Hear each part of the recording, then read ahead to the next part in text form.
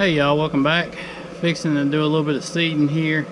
It's actually the same day as the last video, but I didn't want to cram too much content on one video because people stop watching it when it gets really long. But we've got a little rig here that I made myself, and it's just kind of pieced together.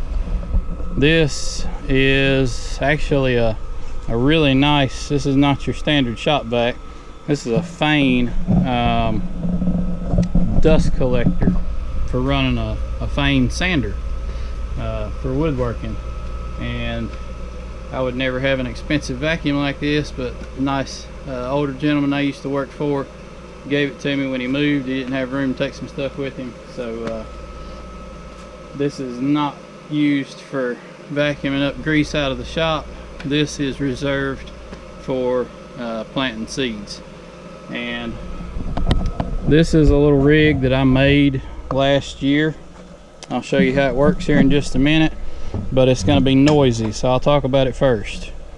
This is just a box, and on top here we have got this tray, which right now has a stopped up hole, but there are 392 holes in this plate on top here. These 392 cell trays are what we plant in, and this vacuum hose hooks up right here, and we got a valve right here to turn the vacuum on and off. And the tray, actually we'll fill it up with this Carolina's Choice propagation mix. It's not your average potting soil. It's propagation mix is totally different. You can get by with potting soil, but you'll have a whole lot better success with this. Carolina's Choice is my favorite. There's a whole lot of other brands out there, but this is the Carolina's Choice tobacco mix, and it has worked really good for us for a long time. Excuse me, buddy.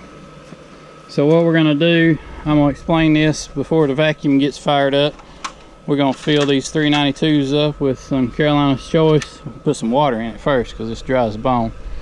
Fill these up, and we will pour a seed out here, shake it around until we've got a seed stuck to every hole. Flip it over on top of the flat, cut the vacuum off, tap on it, and it should drop a seed in every hole, more or less. So let's get with it.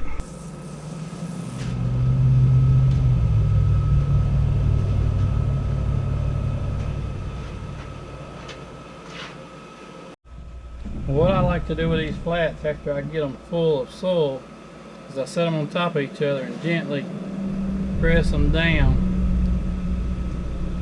in order to compress the soil a little bit and make us a dimple in the top, just like that, for the seed to set in. That way we can come back and sprinkle some more of that propagation mix over top, and they're covered, ready to be bottom watered and put in our germination chamber. So I'm gonna get some seed out here, and I'll show you how this vacuum seeder works.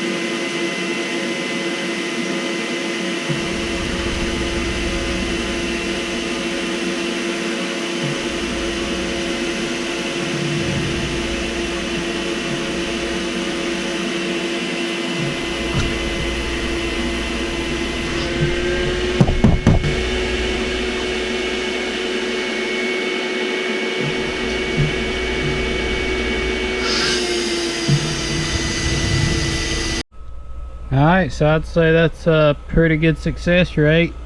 wouldn't y'all? There's some sails that have some doubles, maybe a triple here and there that I didn't catch. I didn't shake it off well enough. They're not all dead center, but that's okay.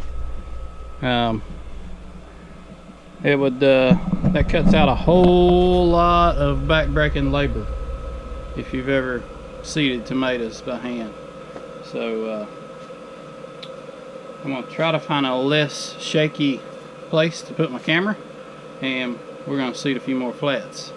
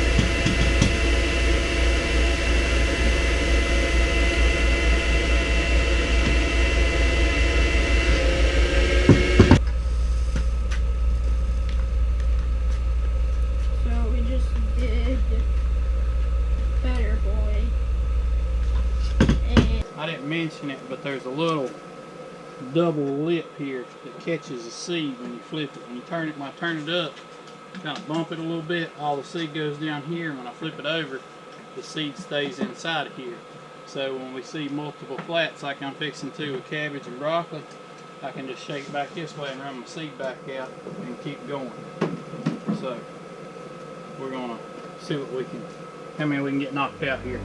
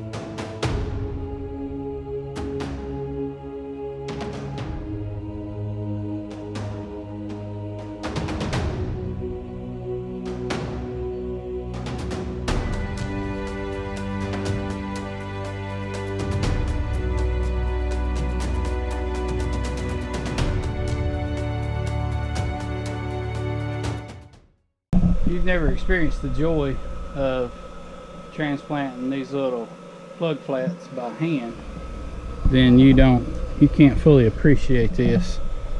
But I just seeded, let's see, 4, there's 7. I just seeded 9 flats in less than 30 minutes. It would take you about 30 minutes, or it takes me, because I'm slow, about maybe not quite 30 minutes, but a long time to seed one of these. So this is a huge time saver. You can buy these things online. They're pretty spendy, but now that I've used one, I'd say they're probably worth it. But I appreciate you guys watching. I'll see you next time.